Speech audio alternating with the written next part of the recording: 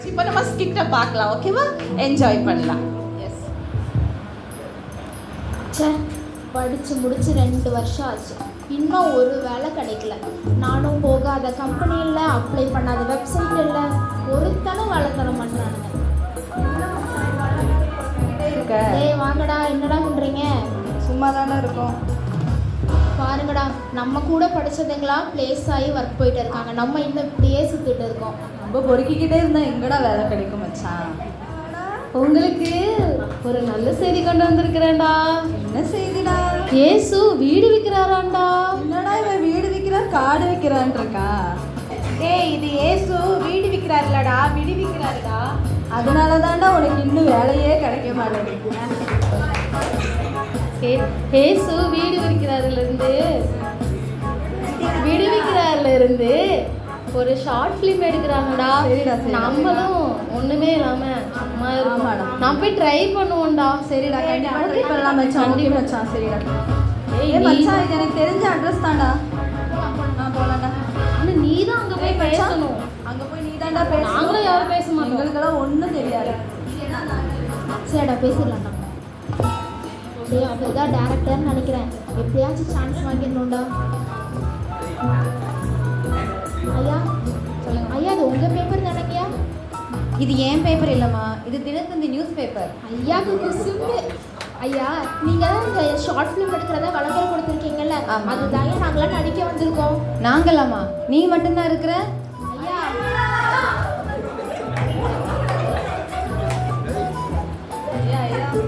எங்களுக்கு ஒரு சான்ஸ் கொடுங்கய்யா, நாங்கள் ரொம்ப நாள் கஷ்டப்பட்டுருக்கோம்யா, ப்ளீஸ்யா. சரி, நீங்கள் இவ்வளோ ரெக்வஸ்ட் பண்ணுறதுனால நான் உங்களுக்கு ஒரு வாய்ப்பு தரேன். இப்போ நான் ஒரு படம் எடுக்க போகிறேன், சரியா?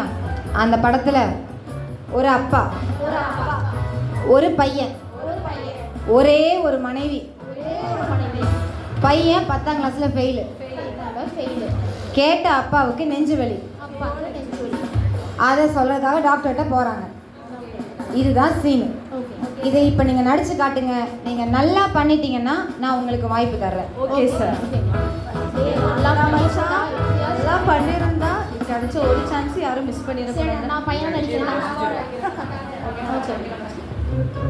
எல்லாம் ஓகேவா? கரெக்டாக நின்றுட்டீங்களா? Rolling camera action.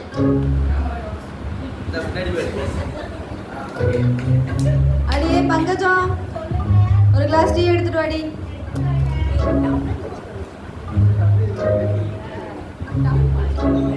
என்னடி நீ நல்லாவே இல்லை. சரிடி விடு. ஏய் வாடா மகனே, வா சொல்லுப்பா. ஃபெயில் ஆகிட்டேன்ப்பா. இந்தாப்பா, இந்தாடி உன் பையன் ஃபெயில் ஆகிட்டானா? ஐயோ பங்கஜம், நெஞ்சு வலிக்குதுடி பங்கஜம்.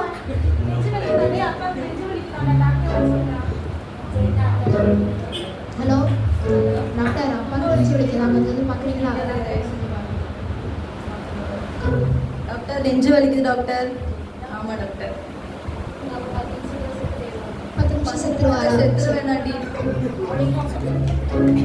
நிப்பாட்டுங்க. என்ன நடிக்கிறீங்க நீங்க? ஒரு கலகலப்பு வேண்டாமா? ஒரு சிரிப்பு இருந்தா தானே நல்லா இருக்கும் நீங்க நடிக்கிறதுல.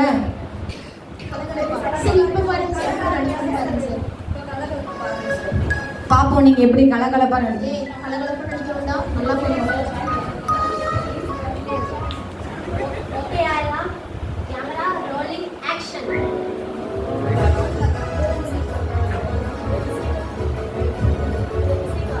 அடியே பங்கஜம், ஒரு கிளாஸ் டீ எடுத்துட்டு வாடி பங்கஜம். எடுத்து வரேங்க. என்னடி டீ வச்சிருக்க? ஐயோ, நல்ல டீ தூள் வாங்கி கொடுங்க. சரிடி, சரி. வாடா மகனே. அச்சோ, ஃபெயில் ஆயிட்டியாப்பா. நடி, உன் பையன் ஃபெயில் ஆயிட்டானா மாடி? ஃபெயில் ஆயிட்டியாப்பா? சரிப்பா. கேஷ் ஆகிட்டாரு. அச்சோ, பங்கஜம் நிஜமே. அப்பா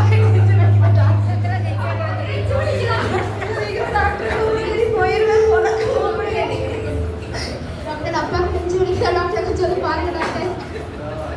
சீக்கிரம்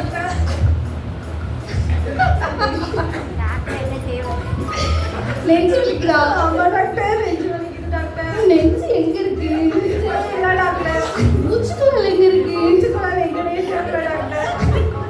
உங்க அப்பா 10 நிமிஷத்துல செத்து போயிருவாருப்பா. டாக்டர் வாங்க சார். என்னப்பா நடிக்கிறீங்க? என்ன நடிப்பு இது? ஆ? நான் ஒரு கலகலப்பு வேணும்னு சொல்லி கேட்டேன். ஒரு படம் முழுக்க இப்படி சிரிச்சே நடிச்சீங்கன்னா யாரு பாப்பா? ஒரு எமோஷன் வேண்டாமா? நீங்க நடிக்கிறத பார்த்தா இங்க இருக்கிறவங்க கண்ணு தண்ணி வரணும். I want more emotion. சரி சரி, தண்ணி பார்க்கலாம். Rolling camera action.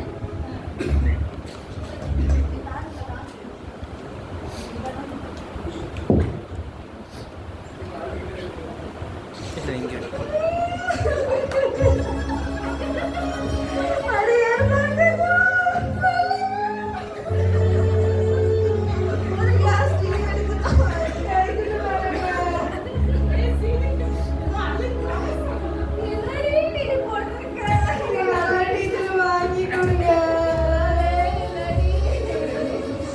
அப்பா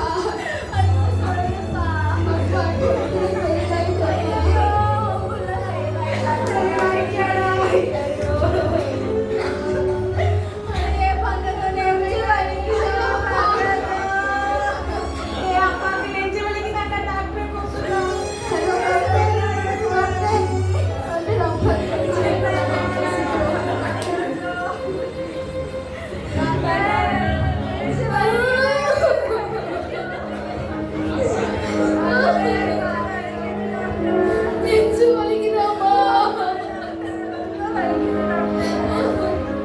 உங்க அப்பா 15ல செத்து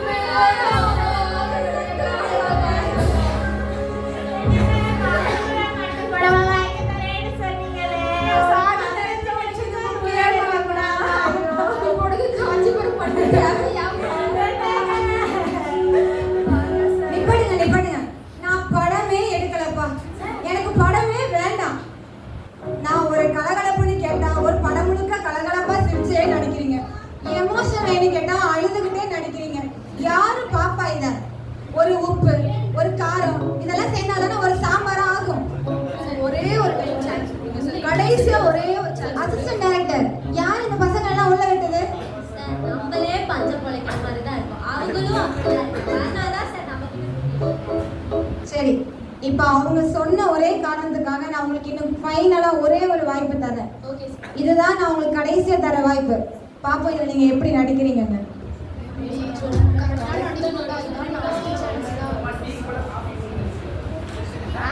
ரோலிங் கேமரா ஆக்ஷன்.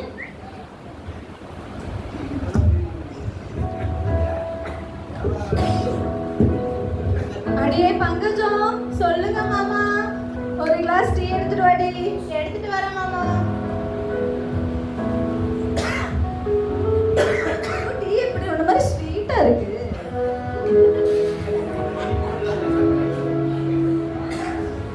வாடா மகளே. அம்மா சொல்லுப்பா. 10th ரிசல்ட் வந்திருக்குப்பா. அப்படியா? கொடுப்பா. Already pass ஆயிருக்கோம்.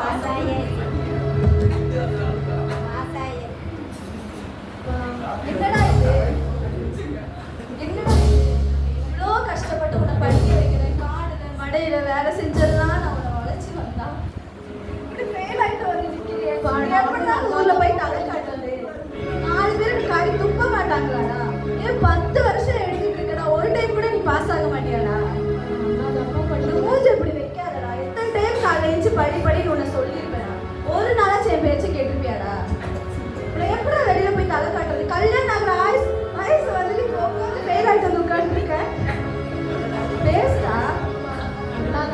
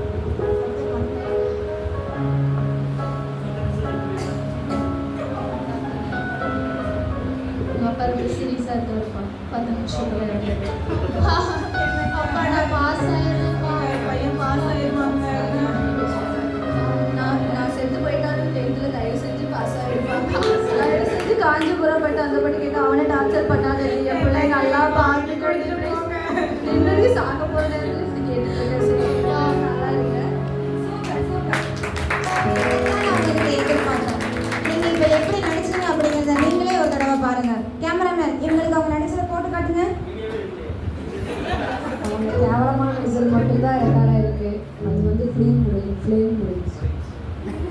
ஃபிலிம் முடிஞ்சு போச்சாப்பா. நீங்கள் ஃபஸ்ட்டு நடித்த அந்த விஷயம் மட்டும்தான் ரெக்கார்ட் ஆகிருக்குதா? நீங்கள் இப்போ நல்லா பண்ணது ரெக்கார்ட் ஆகலையா? சரி பரவாயில்ல, பெட்டர் லைக் நெக்ஸ்ட் டைம். என்னடா மச்சான் இப்படியாச்சு? இதுதான்டா சொல்றது, நமக்கு ஃபர்ஸ்ட் சான்ஸ்லேயே ஒழுங்காக பண்ணியிருக்கணும். இப்போ பார்த்தியா எதுவுமே இல்லாமல் கஷ்டப்பட்டு நின்று இருக்கோம். பார்த்தீங்கல்ல, இந்த கதையிலேருந்து என்ன உங்களுக்கு புரியுது? என்ன புரிஞ்சிச்சுன்னா, ஏசப்பா நமக்கு ஒரு காரியத்தை உணர்த்தும் போது அதை அப்பளே நம்ம செஞ்சாதான் நமக்கு அவர் கொடுக்குற ஆசீர்வாதம் எல்லாம் நமக்கு கிடைக்கும். அது நாள் தள்ளி தள்ளி போகுனா அந்த ஆசீர்வாதம் நமக்கு கிடைக்காது. பார்த்தீங்கன்னா அந்த குடும்பத்தை பார்த்தீங்களா, 3 சான்ஸ் கொடுத்தாங்க. 3வது சான்ஸில் தான் அவங்க வந்து நல்லாவே நடிச்சாங்க. அதனால நான் என்ன சொல்றேன்னா, போன வருஷம் போகட்டும், இந்த வருஷம் ஏசப்பா நமக்கு ஒரு காரியத்தை உணர்த்தினார்னா நீங்க அதை அப்பயே செய்யுங்க. அப்புறமா செஞ்சா நமக்கு அந்த ஆசீர்வாதம் நமக்கு கிடைக்காது. அதனால அடுத்த வருஷமாவது நம்ம அவர் கொடுக்குற சான்ஸ் வந்து கண்டிப்பா மிஸ் பண்ணாம ஃபர்ஸ்ட் இதுலேயே வந்து அவர் கொடுக்குற எல்லாமே வந்து நம்ம கண்டிப்பா செஞ்சாகணும். அதனால அடுத்த வருஷமாவது நம்ம பிளஸிங் ஆசீர்வாதத்தோட இருக்கு.